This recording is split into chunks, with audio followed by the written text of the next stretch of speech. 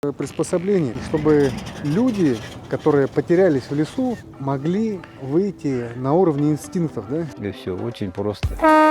Пока пробовали, испытывали, алтакейны Нашему проекту необходимо внимание. Мы хотим сделать здесь дополнительные крылья, обогрев. Большая проблема в том, что с деревень очень сложно будет попасть на праздник сам. И вот одно из решений, вот этот бурлак. Эгили булбуттарят. Ну, и туа крыша-то только камсав. Спасатель сделал бар. В целом, я думаю, что человечество придет к миру рано или поздно за счет развития. Ныраларын күнде доғаттыр, бүгінгі беріге жіті болуға Александр Егорович Нохоткин сүрдәғын тәрехіне үтчат, кені спорынан үліхүйер, кені спасенияға, служба спасения үліліхі жібіт, бәйті олу сен тәрехіне кәпсәнердәқ, оның тәрехіне үлішнес болар. Оның бесен көпияқ. Александр Егорович, өте күннен бері ұстуғар болағына сақалы, оның ұчылы тылдар бар бұлықтара, оның ұлақандық соғай аяғыт, оның ұлақандық жүлі аяғыт. Александр бәйті ақылы олу шөйді көйдір, онда кені хаңарар тыла үксін нүчалы болар. Онан беріні астынды қойы көрі бүтер. Поехали.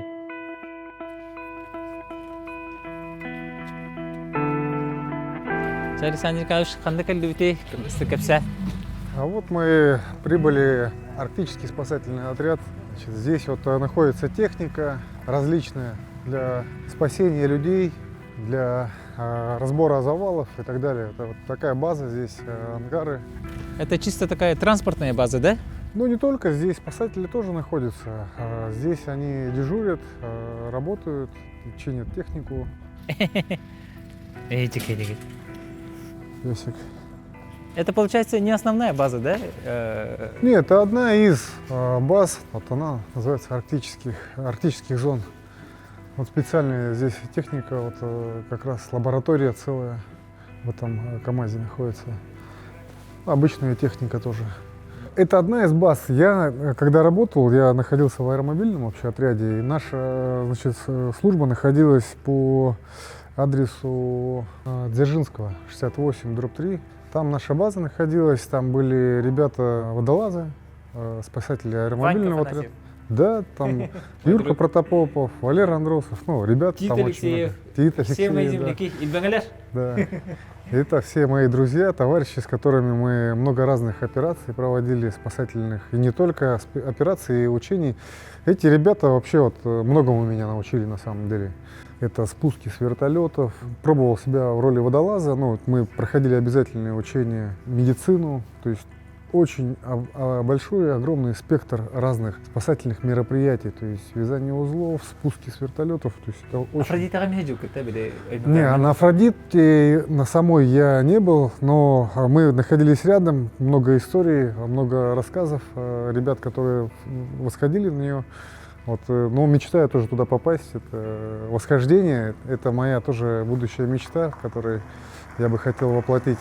Аюша, вообще будыргы доктор, bu Америка спасательдер кенерде? Не знаю Бұл даже. забор, а? Да. Раритет? Как-то им досталось вообще это вот. Коля знает. Дорога. Привет. Ну, Николай Александровичтің Александр Егорович проект ақтары бит. Бураны қайдақ бұл қоту Арктика условиятығар табығастақ болуын ден олықтақтырға ден. Практичный болуын ден бәлері проект оңыр бұтыр ол тұхына менен кәпсия. да, вот один из проектов наш с Николаем Александровичем, вот, снегоход, шаттл «Спартан». К нам обратился коллега из Русского географического общества «Эксперт» Сергей Чичулин, а он один из основателей компании «Шаттл», с помощью, ну вот, за тем, чтобы создать снегоход для якутских условий, ну, специально для арктических зон, для нашей республики, так скажем. В чем особое отличие, да, вот, будет отличаться, допустим, от простого того же бурана, да, в том, что мы хотим отдать на испытание нашим друзьям, оленеводам и охотникам несколько моделей и получить обратную связь, чтобы изменить, внести конкретные изменения и той же стоимости, которой он стоит сейчас, сделать дополнительные изменения в конструкции. В особенности, вот, ну, в данном случае мы сейчас хотим что сделать. Вот есть, знаете, наверное, все автозапуск, который мы чаще всего используем, да, здесь, в Якутии. Надеть на него одеяло, допустим, и из палатки там можно было запустить. Но это одна из идей. Основная идея, это тоже, значит, касается обдува крыльев. Вот мы уже разговаривали с ребятами, говорит, основная боль большая, да, вот всех людей, которые находятся в Арктике, которые ездят в холодное время, это нету, значит, подкрылок для того, чтобы закрывать колени. Ну, вот это одна из проблем, потому что северных людей частая проблема — это проблема с суставами. Их обдувает, и потом проблемы, да, вот со здоровьем возникают. Поэтому мы хотим сделать здесь дополнительные крылья, обогрев по возможности. Здесь стоит уже усиленная коробка, стоит вариатор. Катки уже не переворачиваются, как это было прежде на Буране. Ну и вообще в целом, да, вот есть еще вот на катках возможность заезда назад. То есть он может заезжать в горку, и задняя часть у нас гусениц, она здесь поднимается. Эта возможность, она очень хорошая тем, что если где-то ты забуксовал, ты всегда можешь назад на горку заехать из-за того, что вот эта часть поднимается. Вот. И вот эта тема очень интересная. Вот, на самом деле хотели бы услышать обратную связь, в принципе, предложения от людей, которые связаны вот с буранами, с охотой, с рыбалкой, с оленеводством. Вот, какие бы вы хотели видоизменения получить вот, в качестве дополнительного оборудования, либо изменить какой-то дизайн. И в итоге мы бы хотели назвать каким-то якутским названием. Поэтому вот, даже, наверное, проведем конкурс для того, чтобы кто-то дал лучшее название якутское.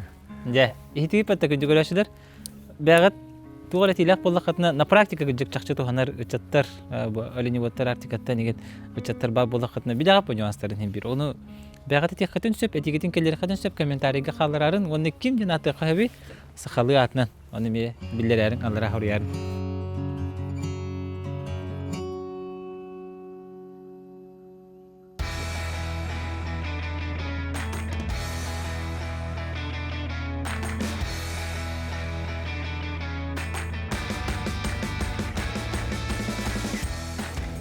Ну, Филиппа я давно знаю, да, вот не как только героя, да, Российской Федерации, он еще прекрасно разбирается в технике. Когда он узнал о том, что мы работаем над таким проектом, он предложил свою помощь, спросил, чем может помочь, и помог предоставить нам площадку для реализации. И вот просто вот ему очень благодарен, потому что у нас возможностей не было никаких, ну, в части вот выставления, ну и площадок вообще в целом. И вот Филипп предложил и помог нам.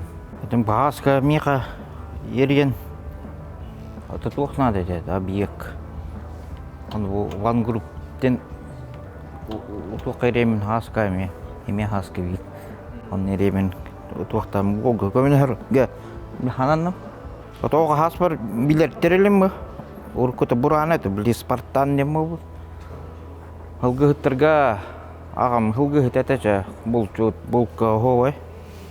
Атава терген не куду. Ады билинг вияга дэсэ кадах бар улар тэхэп. Он тенток кой бар. Это идея Аллах аска. Он хакам херинёнон ынгырымэта. Ол бутыгар өйүрге. Мен мана бастакавын хэджават. Мана бу мандык техникалар көрө мен аяқпана тәстим. Мандык техникалар баалар биттен. Бу бурлак бүгүнөн өссө билген айынан тиемет аяка көдүрөппүт, касыякпыт. Кене хайдаган холду бутун. Мана тука кене тухолон себин Александр бехтесе. Сихили касия.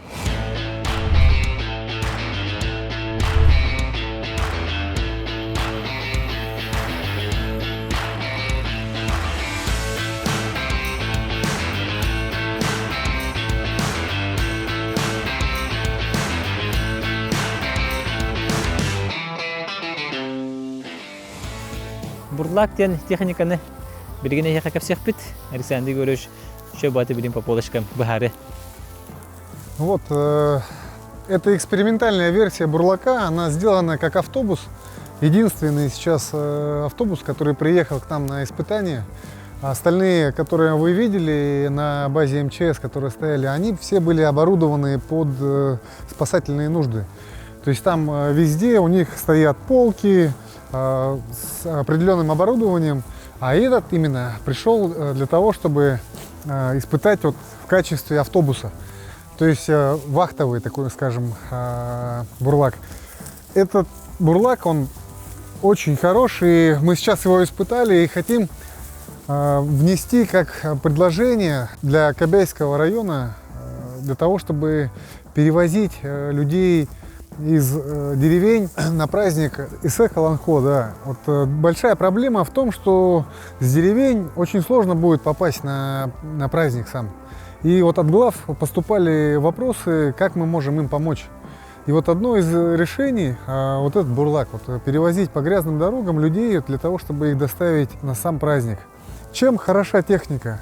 Вообще, вот в идеале это отличное решение для арктической зоны, для решения логистических проблем, которые на сегодняшний день существуют, потому что большинство техник зимой, допустим, проехать не могут, ну, вернее, зимой только могут проехать, а в периоды лета, там реки, когда уже проходят, ни одна техника там не пройдет, а эта техника умеет плавать. Иждя келеута? Да, давайте попробуем.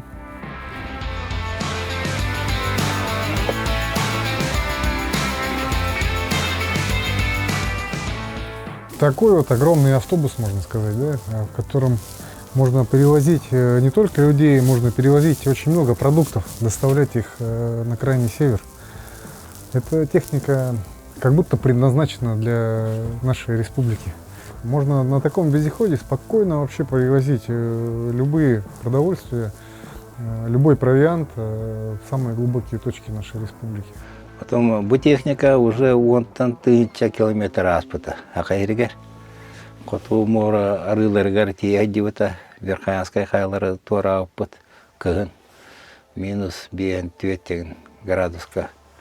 Мантан сеген көлінен, себян көлінен сакырырга, Верхаянскайга, Бағатағайга барады опыт.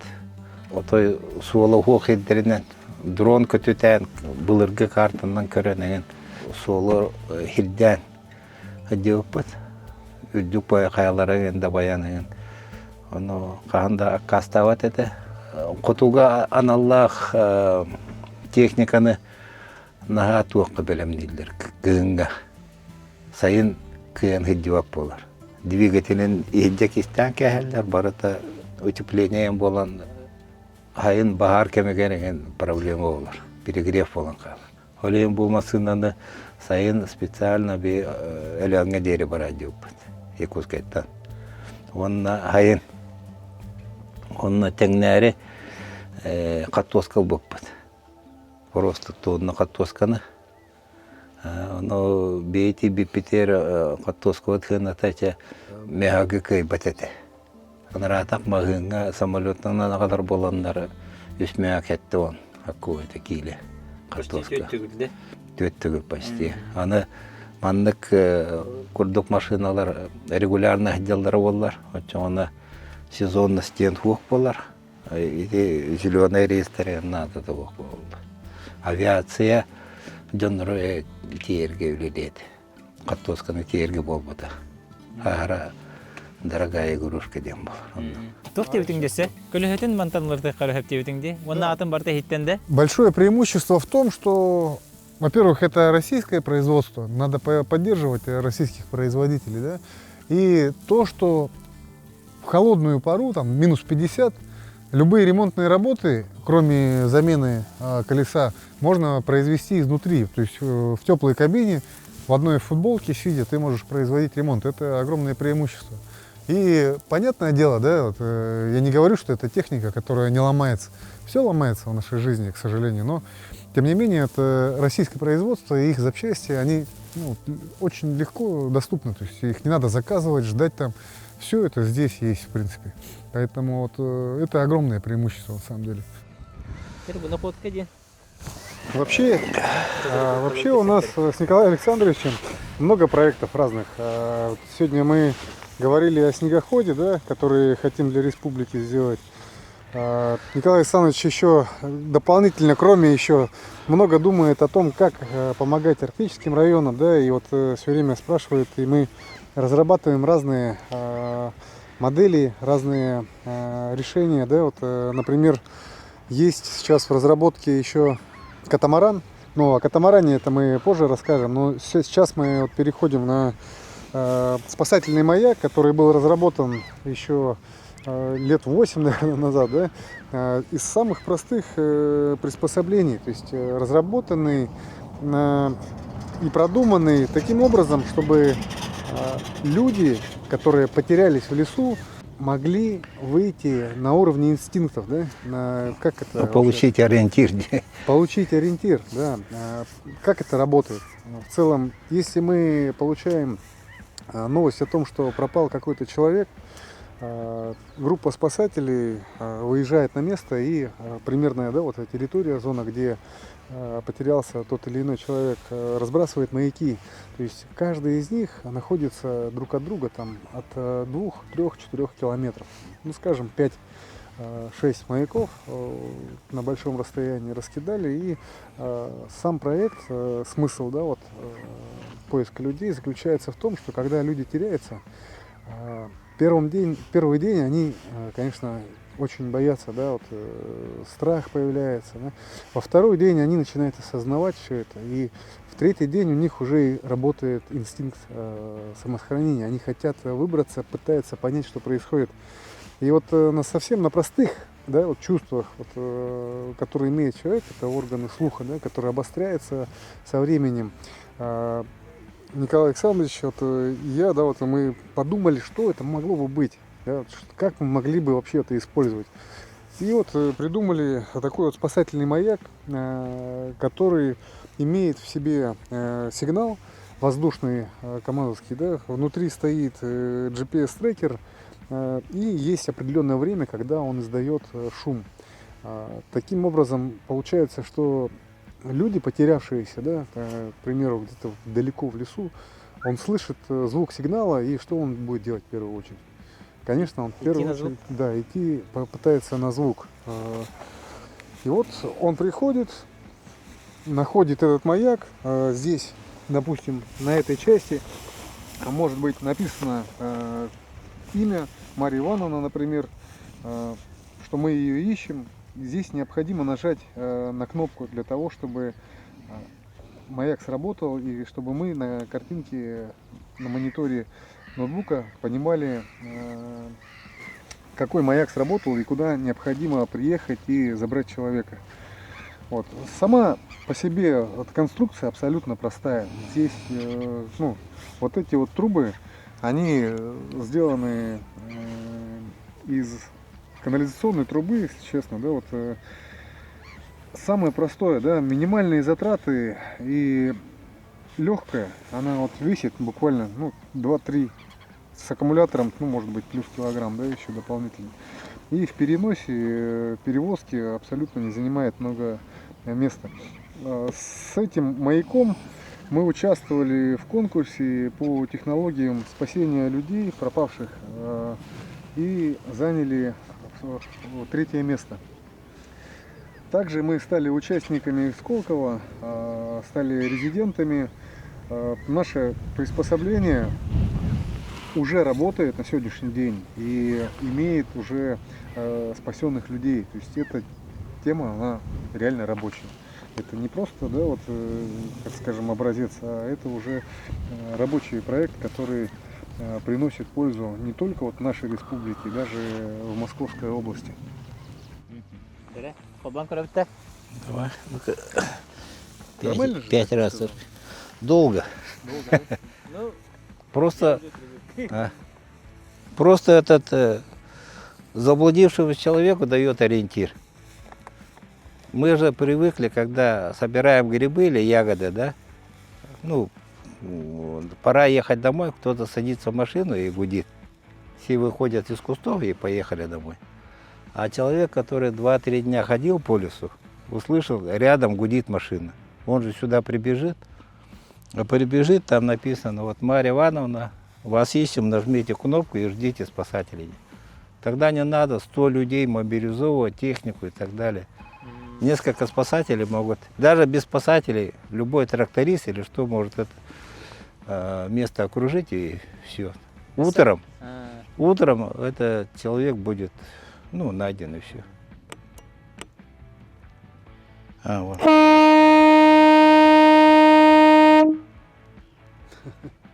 Почти что как пароход. В лесу это слышно за 2, 3, 4 километра в зависимости от растительности. И специально 3 раза гудит, потому что первый раз человеку показалось, может, он остановится. Второй гудок примерно перекинет. Третий, ну, определит направление. И так она гудит каждые 5 минут, может несколько суток. То есть она работает днем, ночью, ветер, дождь, холод. Ну, круглосуточно как бы поиски идут. Как человек туда наткнется, хочет жить, он прибежит сюда. И все, очень просто. Не надо. Минута битті. Интервал. Сейчас 3 А. минуты. Вот по 3 гудка Всё через программируется. 5 минут. Время да. можно любое определить. А. по большому счету. Реальный случай бар бұл хажуптарда. Это пока пробовали, испытывали, алтакейны был бы. Вёрүннен тахсан келди. Масына тыгырды оно вёрүннен тахсалдар. Баран халыктырды. Ну, таргатарки бөөлөк ай бар боллагына очоно спасательдарга мяне кандай кере теледихден отонну иден ки тагана бәдерин туактарын истерге баарак айыктырды. Сыны тахас болар ити оңхута. Түйөрдөн тыйынчет. Оно любой деревня окупись болар. Администрацияларга турун надо бит. Статистиканан акпыппыт бе где-то сүйбе вызов келер. Ол жигнакты хүппүт жоннорга сылга. Оно бияка 300 населенный пункт бар боллагына очона деревняга 3 сылга бирде кемере хүтерди. Оно буту бирде туттан баран эме огнетушитель курдук болла. Уранка. Анасы случайы. То есть это, получается, это инструмент, да, который необходим вообще вот в каждом районе для поиска людей. То есть это необходимый инструмент для того, чтобы это сделать быстрее, дешевле и более качественно, так скажем. И с использованием меньшего количества людей и затрат. А насколько уникальной была эта технология для России? Она вообще в мире не было. Она патентована. Патент у нас есть. Единственное, мы ошиблись в том, что думали, это пойдет снаряжение спасателей, спасательных формирований. А по федеральному закону поисками пропавших людей МЧС не занимается. Это МВД, Росгвардия, и поэтому они не могут закупить. А сейчас вот 131 федеральный закон есть о муниципальных образованиях. Главы администрации несут ответственность за безопасность людей и территорий. Тогда, значит, им нужно. У них как огнетушитель, там 4-6 штук должно быть в каждой деревне. Тогда больших проблем мы избежим. Все-таки жизнь людей, да, она бесценна на самом деле. Да? И вот эта трата, которая принесет огромную пользу, потому что люди теряются постоянно, вот как Николай Александрович сказал, это статистика.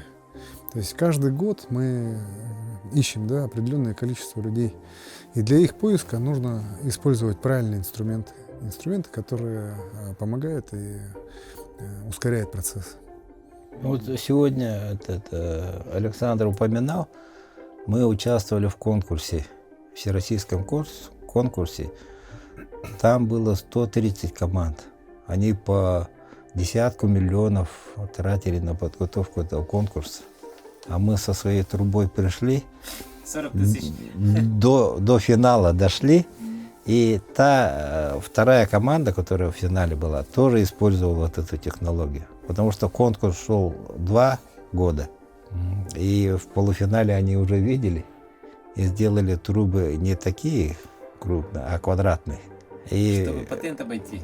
Дию курдук, да? Да. Ага. Но так как это были соревнования, не производство, поэтому мы претензий не предъявляли, просто хотели, чтобы опыт наш распространился. Ну, они вообще были ошеломлены на самом деле, потому что сам проект, он уникален. Уникальность его в том, что он абсолютно простой, да, абсолютно как бы не имеет, да, там, больших затрат, но его КПД очень высокое. Да, это простые вещи, которые мы своими умами, так скажем, совместили в одну трубу, да, и вот продуманно, все грамотно сделали, и, естественно, получили вот такой вот уникальный инструмент. Я так понял, что законодательство, да, вот эта данная есть, статья 1, она не дает расширяться этому аппарату, да? Да, потому что это, мы вот в Сколково попали, там и, в технопарке Якутия, но инновациями считается то, что продается в магазине, на рынке. А это, на рынке же не продашь его, там, человеку это одному это не нужно. Это как раз нужно для поисковых. И сейчас с этим законом о муниципальных образованиях все-таки определяется порядок, кто отвечает за потерявшихся людей. А есть ли шанс, что проект когда-нибудь снова получит развитие? Нашему проекту необходимо внимание. Да? Внимание вот, как раз руководителей администрации, да, вот, районов и так далее. Они должны все понимать, что, как я повторюсь, да, жизнь человека, она все-таки бесценна. И мы вот, с Николаем Александровичем как раз работаем над тем, чтобы упростить жизнь для многих людей. Да? И для обычных, и для руководителей. Это сокращение времени, в первую очередь, да, и мобилизация тех людей, которые это обычно используют для поиска. То есть буквально если реагировать в самом начале, да, и сразу же расставить эти маяки, возможно, в первый день, два, да, пока собирается группа, пока приходят новости, пока люди доберутся, да, возможно, человек уже найдется. Здесь необходимо обратить внимание на статистику на самом деле. Да, вот, во-первых, нужно использовать это и проверять. То есть для чего мы историю, да, вообще изучаем? Для того, чтобы вот сравнить. Вот в сравнении это все, конечно, бы в последующем было бы видно, вот, насколько эффективно это все. А в целом мы сами понимаем, что эффективность, она высокая. Да, потому что мы использовали технику не только вот в конкурсе, да, вот использовали в экспериментальных случаях, и действительно люди же находились, есть уже результаты, это о многом говорит. На механике ездили? Да, конечно, у меня права есть. Как на любой машине, не права, это понятно. Какая вот говорит, да? Cara juga nih kanan. Juga nih kanan. Maka masih nunggu kita ngurut. Stand by itu paganya duit. Amat takut.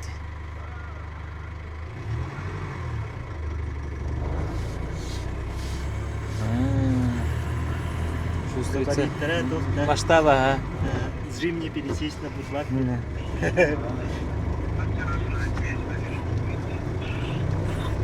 Секретарь Мартышев только дыры. Ну ясно, тогда не буду.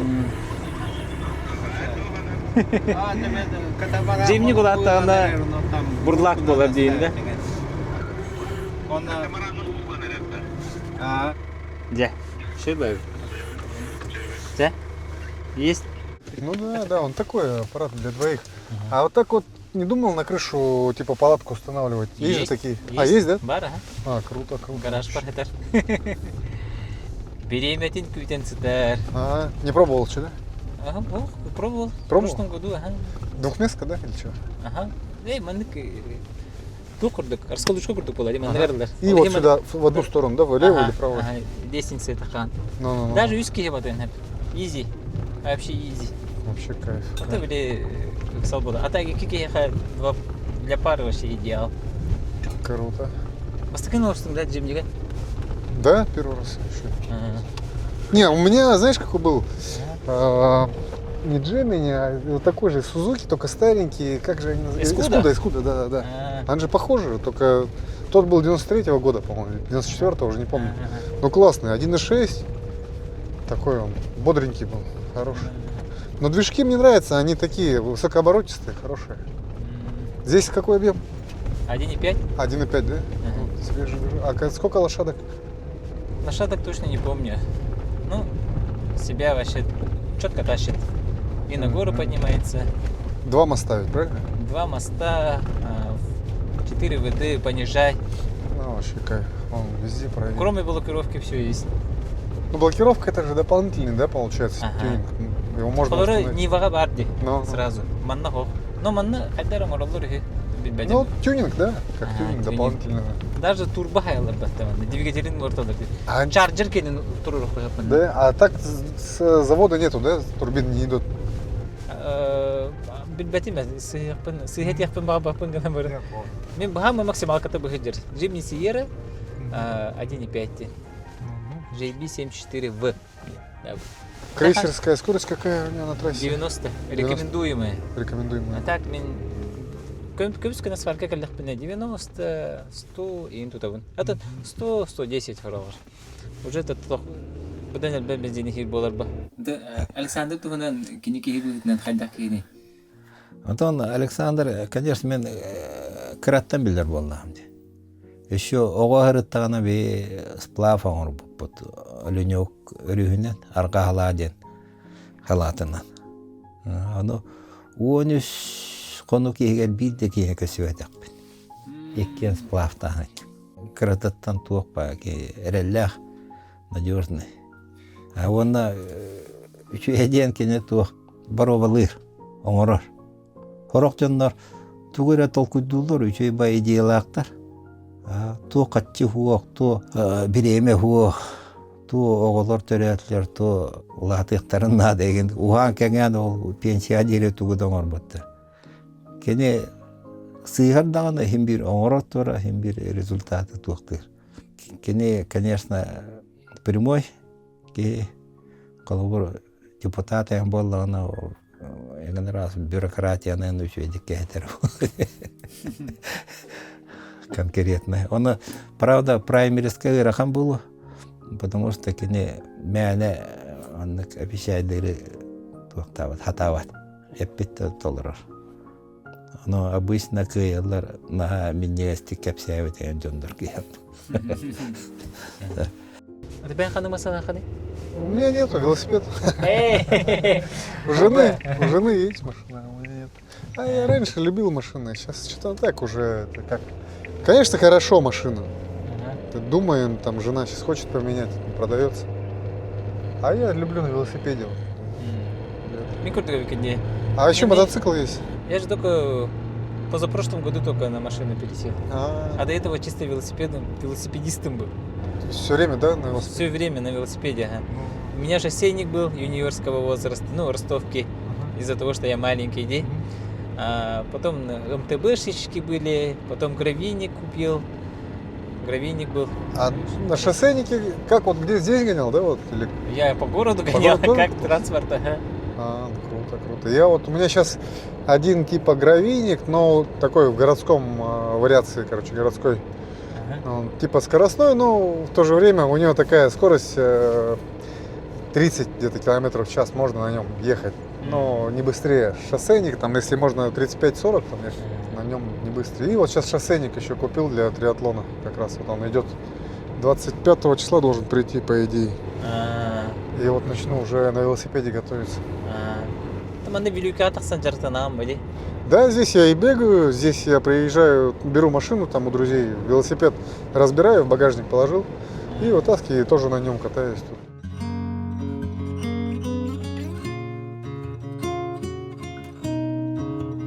Как пришел к триатлону? Ну, я к нему еще не пришел. Я где-то, когда мне было лет 25-30, я смотрел, вообще вот увидел ребят, которые бегают, плавают, едут на велосипеде. И я даже не понимал, как это вообще вот все происходит. Когда я начал постепенно изучать этот вопрос, я был в каком-то недоумении. Я не понимал, как столько может быть в одном человеке выносливости и силы. При этом ребята, они там не кажутся такими, как в кино мы привыкли видеть сильных людей, да, то есть вот смотришь, вроде они выглядят как обычные все люди, которые мы встречаем каждый день. Но при этом я понимал, что эти люди, они одарены физической формой, они очень сильно дисциплинированы, да, очень большой объем времени отдают спорту, и в меня это внушало, знаешь, какой-то вот стимул, что ли, я не знаю, вот я вдохновлялся ими, просто этими людьми, и они меня мотивировали. И я понимал, что я когда-нибудь к этому приду, и поставил себе в цель, это еще тогда, в 25-30 лет, что где-то лет в 40, там, 45 я попытаюсь себя вот в роли триатлониста. То есть, это уровень не профессиональный, сразу хочу сказать, это уровень любительский, да, это просто вот испытать себя. То есть это борьба с самим собой, и по окончанию там военной службы я решил, что решил поддержать жену в беге, а потом подумал, что почему бы и нет. Пришло время, возможно, и испытать себя на триатлоне. Начал заниматься с тренером, начал смотреть на свои болячки, проблемы, которые сейчас есть, чтобы они не мешали. И постепенно, с умом, со стратегией определенной начал подготовку пока что к половине триатлона. Но прежде чем еще триатлон, будет еще марафон, я думаю, еще два. Нет, дуатлон нет, я вот именно хочу вначале два марафона пробежать для начала, за полгода. И через полгода хочу половинку триатлона. А на будущий год уже триатлон. Это и есть твоя спортивная цель? Да, это и есть моя спортивная цель на ближайший год. Примерно я рассчитываю, что в ближайший год тренировок нужен для того, чтобы пройти этап триатлона, на минималках, то есть, да, либо наоборот на максималках, то есть, чтобы не быть первым, а именно быть участником, да, и не быть последним. А далее планы ставятся или там посмотрим? Там дальше видно будет, потому что я точно знаю, что в жизни, в моей, так происходит, когда я достигаю какой-то цели, появляется следующая, другая, новая и более интересная, скажем так. А настольный теннис не пробовал? Вообще обожаю. Настольный теннис я обожаю. Надо было не сюда прийти, а в настольный теннис. Не, как-нибудь нужно будет, да, попробовать. Я люблю, у меня есть несколько приемов, коронок так называемых, которые я использую. И моим ребятам, моим товарищам боевым никогда они не нравились, но это моя коронка, что поделаешь. Может, еще другие хобби у тебя есть, кроме триатлона? Как таковых, основное сейчас хобби — это спорт, постоянный бег. Я бегаю. Я все время занимаюсь спортом, потому что спорт, он, во-первых, дисциплинирует. Тебе нужно постоянно быть в форме. Быть в форме мне нужно было изначально для чего? В сфере военного, когда я еще работал военным, там необходимо иметь силу и выносливость. Как сочетать все эти качества, только имея хорошие физические данные и постоянно их подкреплять, да, то есть заниматься спортом. И бег — это одна из дисциплин, которая очень хорошо влияет на организм, на дыхательную систему, на выносливость очень хорошо. Так гирями я занимался тоже, гири очень классные, да. А так бен айындыргын төһөсө бүлүгүнү томаннык тохтехка самолетный аянды атын дойдуларга атын регионнарга хаджаргани. Да, тоже кайф, конечно, надо пробовать везде. Вообще регионы надо все наши пытаться испытывать. Сейчас если взять триатлон, то ближайшее будет осенью, в сентябре где-то. Но я до этого времени не успею подготовиться. Следующий этап — это будет Вьетнам, Фукуока. Это будет в ноябре.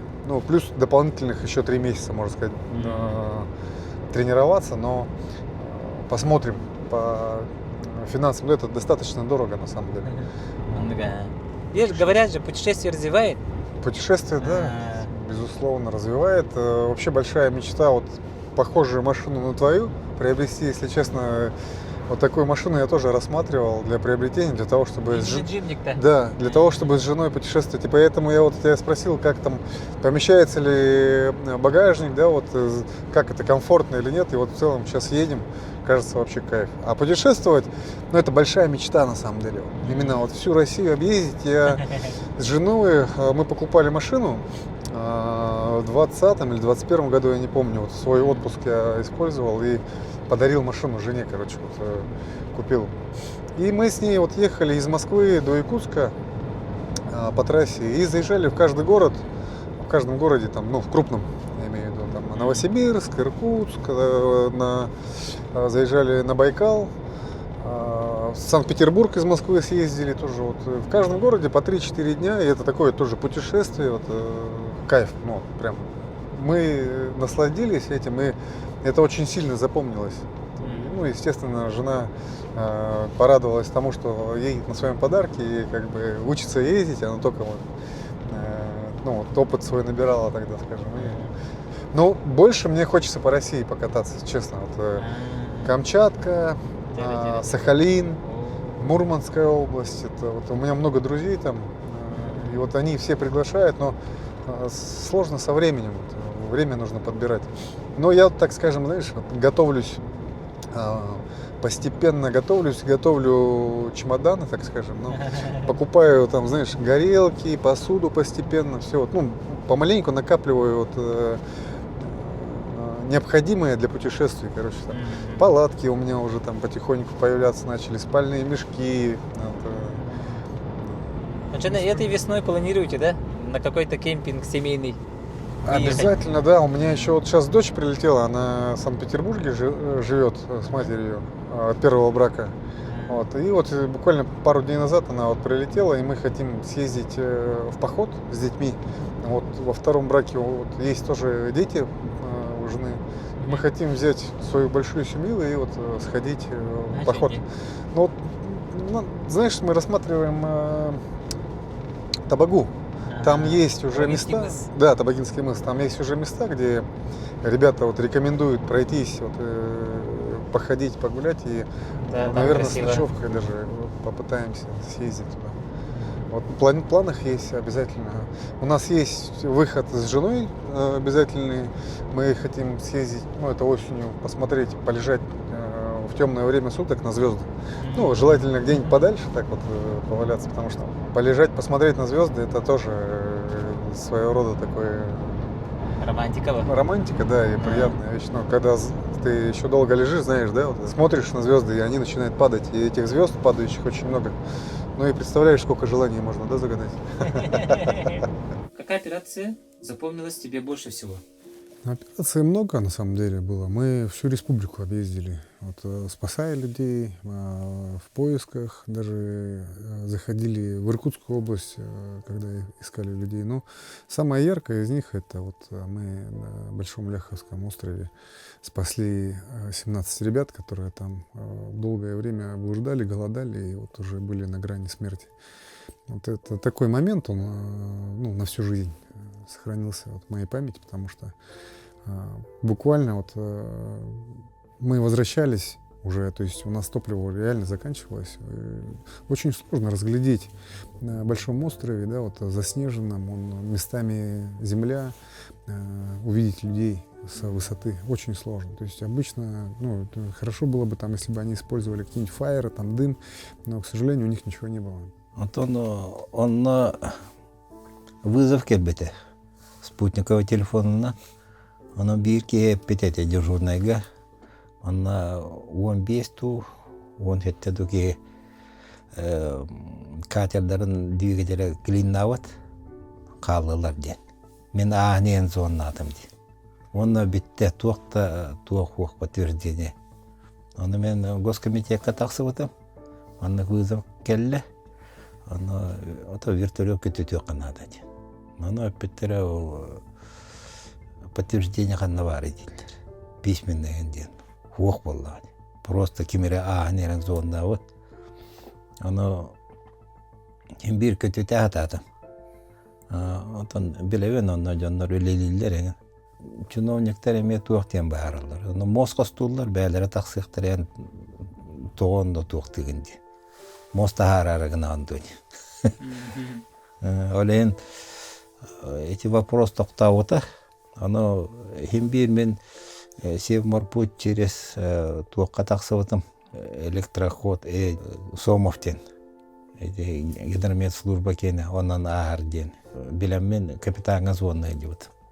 Оны келерге на борту вертолет бар. Ол вертолетны кірдестім. Көтетен ден.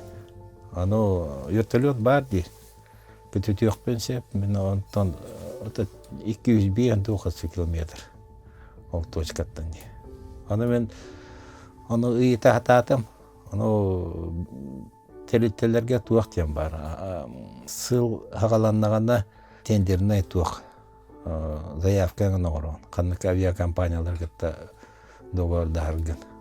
Оны, конечно, ол вертолет бияқы хуақыты, орен мен аққастыл бұды. Bir yığından.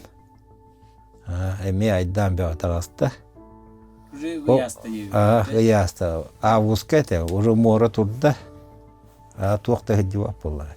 Onu bir kanal bundan bir ton canları takip yapıyor. Usiyana gen. Süper canlar bağlar dönüyor nehitten. Onu hep bittere bağlar. Sivyaska taksıvatlar gen diye. Ondan aydan taksıvatır. Jakı tütün diyeyim balı ürtülüyordu. Onu o Саша köpüte, Юра, Протопопов Геннадий. Гаврилович. Onu Ondan günü bu tiksiga deri köpüttere. Ondan tiksiga zapravkalanı bu emeğe günü bu большой ляховская рыды. Onu метеостанция түспүттерегер 4-5 эдер ол тибиттер evet. Onu кинек тылда тактар. Onu öpüttere tüetki kıyan kapачандар туакка калбыттыр ден. Үйтәңе қалбыттыра, оны түйет тұшуын қалағатылар, оны күрпас қалағатылар. Ағаяқты. Онтан келен істақтарына атын жонлар меғылай бұттар. Олен келінлері палатканы берен баран, қалдаран баран, более спортивный болаттар дүйінен кәстіқтарынды. Аны ол ары орты туа қалбыт жонлар алғас ғылай әдден палаткаларын оматан кәспеттір. Горелка. Олен бұл Сашалақ көте тибиттері әппеттер сразу ол рақ туаққа барын ден. Басты көтует кейеқі. Оны келер баран бұл бұттар әті. Қата тыңдақтар. Юра бір кейіне елейтінен көтеван келер бітеді. Мөлтәуіттер болды. Атағы әдденеген. Онтан ары орты туары бұл алғас бұл бұттар. Саша туары суық көрбет. Оны туаққа аппа кейрен туақ сугробанная кейдектерді. Тыла бет, оны вертолет тыын ыйбы кетеспекке өддәвәп болық. Или тюльду, или тыгырду. Он то үйдуден астағаны уже бесполезно тақсан болды. Күтіргін әрі көрем болды. Оның қата Саша ол туы көрбіт, кемері хуылла өті. Жондыры қараннаттан ұлбыттар әді. Етаған хаңуан туаққа. Сами себе не верили. Онтан метеостанция келелер. Onu barılar bıtıgara уже вертолет кайбат. Taksan diller onu barı tutuğan olur. Kita takama baba. Onu старший механик кайыбын ден бар спасательлер халлара онда. Onu еще столбоводинары говорыктатлар. Олен халларыма дедим. Мағанан дағаны туақтан тахар дейін эдер улаттар. Хасан келен ылықаттен. Onu бұғавыттар еді. Отол жоңнолық чудо болды ғай. Чудо. Учылай таққа. Оны туақтара әйте ұраға бет, олен топливо бетенс беті. Олен ағаяқ минуттан уже кендер туақтара хабыллығын әбет шанстыр. Оны білді кем Саша хәдден әме құттавыттары ең. Мирдегі қандығыра бұлчут хүтен қабыт. Onu suallan değil bulbutlar edi. Onu ki tuğa kırışata tuğta kamsavat. Спасательные дела бар бут. Эти да? Бывало такое, да. Егер раз случайдар бар. Отакины вы атакайте. Моторно бит питигерти дигите. Ну, там небольшую операцию, да, замутили, и получилось его это уговорить, так скажем, сложить оружие и прийти. Как совмещаешь работу, поездки и тренировки? Работу, ну, я вообще каждый день, каждый божий день. Единственным может быть днем, когда мне нужно проснуться ночью и в срочном порядке куда-то ехать. Это единственный день исключения, когда я не делаю зарядку. В остальные дни я каждый день делаю зарядку уже больше 3 лет. Я делаю суставную гимнастику, простые там приседания, ну, возможно, даже не простые отжимания. И это у меня занимает уже 35 минут. Вот каждый день я по чуть-чуть, по одному разу, там, по одному повторению прибавляю какое-то задание небольшое. И вот постепенно на протяжении там, более 3 лет моя зарядка дошла там, до 35 минут. И каждое утро я это время уделяю зарядке обязательно. Это своего рода утренняя своя медитация, да? Да, это вот именно обряд, да, вот правильно, ты очень хорошо подметил. Это обряд, с которым я выхожу в день обязательно. Ну, естественно, после я принимаю холодный душ, и есть пища, которую я чаще всего там принимаю там, на завтрак. Это яичница, либо овсяный блин любимый. Вот с этой точки мы тоже с женой бегаем, кстати, вот, зачастую в этом направлении. Здесь у нас специальные тренировки, когда нам необходимо больше уделять интервальным тренировкам, и вот когда мы можем ускоряться именно в подъем.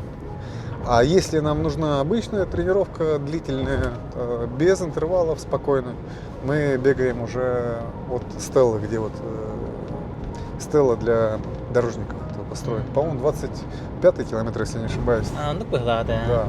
Тоже подзабыл. Отсюда 16-й, а там 20. Ну, была. Да, жена сейчас работает, не сейчас, она вообще работает госслужащим в Министерстве транспорта. Уже 20 лет она трудится, работает, у нее много знаков отличия, благодарности, да, то есть уже такой, скажем, опытный сотрудник.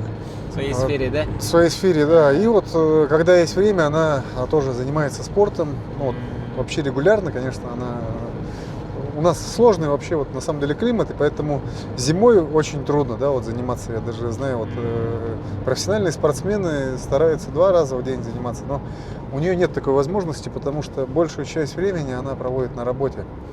И вот вечерами она вот, когда заканчивает, обязательно идет, тренируется, у нее силовые тренировки, а также вот занимается бегом. И вот в этом году мы как раз вот с женой съездили на Казанский марафон. Для нее это был Вот недавно было, да? Да, это вот 3 мая было событие. И для нее это был первый марафон, такой вот знаковое событие. И я когда, значит, возвращался с работы, ну это месяца 2 назад, наверное, а пока возвращался, думал, такой вот, жена готовится, и как бы вот было бы, наверное, интересно ее поддержать и поехать с ней, попробовать пробежать какую-нибудь дистанцию. И вот я принял решение, что нужно попробовать подготовиться и съездить туда с женой. Жена готовилась полгода, до этого она ездила в Сочи, выступала там, пробегала половинку марафона. И до этого она здесь в Якутске тоже бегала половинку. Вот у нее тоже целеустремленная такая вот Характер, девушка, характер сильный. Вот, и мы друг у друга учимся с ней. Вообще она у меня молодец, конечно, она умеет понимать, она очень мудрая и умеет направлять. Она меня направляет, я по возможности направляю ее и даю ей какую-то вот, возможность, да, вот, реализовывать друг друга, себя. да? Да. Ну, у нас очень хорошо это получается, и я на самом деле очень рад судьбе, что вот так сложилось, что у меня есть спутник такой. Вот. Следующая остановка Сунтар, Индин, да? А то тоже кардиативен. Это бы капсетен почти битвы была. Будем выступ кардиативен. Ну, я сейчас могу дополнить, вот, что вот в итоге марафон мы вместе пробежали. Пробежала она марафон, она пробежала первый раз за 4 часа, там, 6 минут. А я в итоге, вот, решив ей, так сказать, составить компанию, вот, пробежал половинку. И это была моя первая половинка вот, в таком большом мероприятии. Это, первый забег 21 километр пробежал за 1:43. Это, в принципе, такой неплохой результат для первого раза, я считаю. Потенциал есть, короче, можно дальше пробовать улучшать свои качества. А что вы делаете в семье? Как вы уделяете время? Насколько много времени уделяете? И что вы обычно делаете все вместе? Обычно, ну, вообще вот лучшее, что может быть в любой семье, я считаю, это коммуникация, да? Это Нужно постоянно общаться, развивать детей. Детей как можно развивать? Только путем общения. Лучшее время это когда мы можем собираться вместе, разговаривать, делиться опытом. Мы, как взрослые люди, можем давать детям большой объем информации и в таком простом формате, то есть формат общения. То есть, когда дети могут тоже выражать свою точку зрения, и мы можем у них тоже учиться. Потому что это же возрасты разные, да, получается. Вот, кому-то 13 лет, кому-то уже 17 лет, да.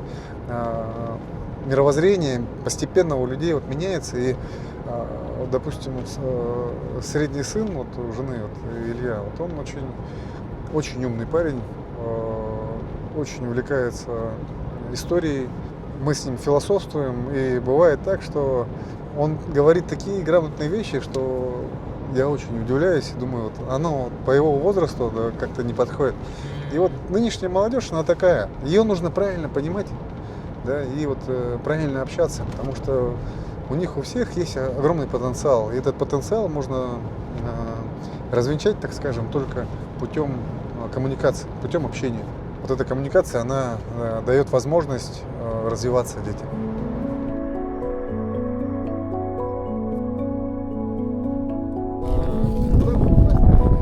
Атақанна бағара. Айылға кәлі бит. Böyle ayılға kәлі ма бастан туғын ақтақ бұтай. Вот. Айылға бұтын күнділі ақтақ бит. Чей. Бәкерсеті.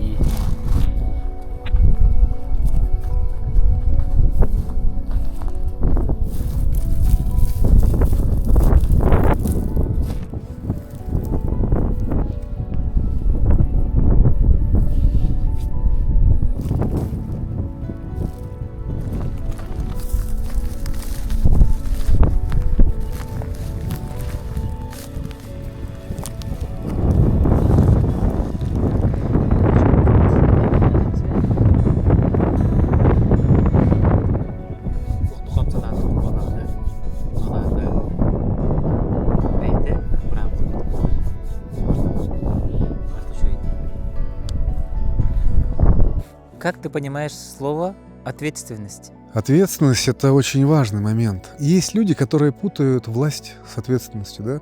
В своей жизни, когда я достигал каких-то результатов, я рос по иерархической да, вот, лестнице. И когда я рос, я наблюдал за другими людьми. Как другие люди, достигая какие-то цели, то есть, ставили в приоритет не то, что нужно было. Вот для кого-то власть – это быть увиденным, да, там, что-то иметь из себя, там, вот, показывать. А для меня власть – это вот есть ответственность. В первую очередь, когда ты достигаешь какой-то цели, достигаешь какого-то уровня, прежде чем на нее встать, ты должен понять, какая ответственность на тебе лежит. Потому что, управляя людьми, ты всегда должен понимать, что это не просто быть над ними, это значит нести ответственность определенную. Вот ответственность – это очень серьезная вещь, на которую стоит постоянно обращать внимание. Почему, по-твоему, многие люди теряют смысл и мотивацию? Могу только предположить, я не специалист в этом, но могу предположить, что вот есть разные жизненные случаи, когда люди ее теряют. Это либо переключение внимания, да, вот как и со страхом, вот борьба, когда люди очень много думают о проблемах, которые могли бы отпустить на самом деле, и переключиться на достижение других целей. Еще это может быть какое-то горе, да, когда такое случается, естественно, нужно приходить к вере и стараться просить Бога помочь. Я верующий человек, сам крещенный, и при необходимости я обращаюсь к Богу все равно. Это важно. Есть ли страх, который ты до сих пор не победил? Страх вообще практически невозможно победить. Я со страхом справляюсь таким образом и хотел бы посоветовать другим людям стараться не бороться со страхом, а переключаться. Просто переключать внимание на цели, на задачи, и тогда ты меньше озабочен, меньше думаешь о нем, и КПД растет. То есть ты уделяешь внимание решению задач, которые необходимы. Это очень хороший инструмент, который необходимо тоже вот применять во всех сферах, где страх может преобладать. Что для тебя счастье? Счастье — это когда рядом близкие люди, любимые. Это вот самое лучшее, что может быть, наверное, когда все рядом, когда все живы и здоровы. Это и есть счастье. Что бы ты хотел оставить после себя? Хороший вопрос. Я думаю, наверное, он такой инстинктивный будет ответ больше. То наше предназначение — это передача знаний, передача опыта и тех ошибок, которые я совершил, чтобы люди не наступали на те же грабли, чтобы люди становились совершеннее, да, и быстрее пришли к своей цели. А какая наша цель? Наша цель — получать знания, максимально развиваться и находить новые пути для решения проблем. И в целом, я думаю, что человечество придет к миру рано или поздно за счет развития. Что самое ценное ты понял за последние годы? Самое ценное? Самое ценное, я считаю, в жизни — это важность, понимание и принадлежность себя на той земле, в которой я вот родился. Да. Понятие там, где родился, там и пригодился, да, вот это выражение. Но я немножко вот другое хочу сказать. Ценность в проявлении себя в то время, когда я нужен. Вот как-то так, наверное, смогу ответить. Хороший вопрос, и вот надо подготовиться. То такой вопрос требует внимания, на самом деле. Ценность — это когда ты можешь отдать, наверное, себя полностью своей родине, своей любви к родине и людям близким, наверное, так. Какой совет бы ты дал самому себе в 20 лет? Кстати, я уже однажды отвечал на этот вопрос. Можно было бы дать себе какой-то совет, если бы наше будущее было бы совершенно какое-то страшное, как в «Терминаторе», чтобы я мог вернуться туда, да, и сказать, да. А так я получил огромный опыт в своей жизни, да, и это то, что меня сделало вот таким, какой я и есть на сегодняшний день, и я считаю, что я бы ничего не менял в этой жизни своей и не давал бы никаких советов, потому что меня все и так устраивает. Пожелание. Я бы хотел пожелать людям сохранять свое здоровье, вот к чему я хотел сказать, да, и задумываться о том, что вы, когда думаете о своем здоровье, вот, допустим, как молодое подрастающее поколение, либо это уже люди взрослые, да, что это может иметь под собой? Только правильные вещи. То есть вы получаете знания, которые вы можете передать своим детям или друзьям и товарищам. Это вот очень важный момент, который требует внимания, на самом деле, вот, по мере прохождения жизни, чтобы люди заботились о своем здоровье с раннего возраста, изучали медицину, изучали физиологию и следили за своим здоровьем.